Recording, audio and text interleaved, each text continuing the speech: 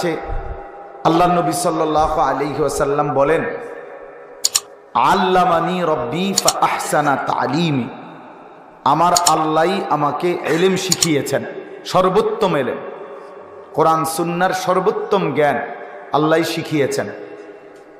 এরপরে নবীজি বলেন ওই হাদিসেই, ও আদ্দাবানি রব্বি ফা আহসানা তাদিবি, আমার আল্লাহই আমাকে সাথে সাথে সর্বোত্তম আদব, উন্নত শিষ্টাচার, উত্তম আখলাক শিখিয়েছেন। এজন্য নবী সাল্লাল্লাহু আলাইহি ওয়াসাল্লামের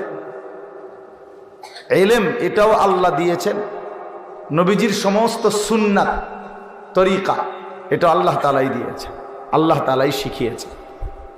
এজন্য রাসূলুল্লাহ সাল্লাল্লাহু আলাইহি ওয়াসাল্লামের সুন্নাতের ব্যতিক্রম কোনো কিছুই পৃথিবীতে এর চাইতে বেশি সুন্দর হইতে পারে না। কোনো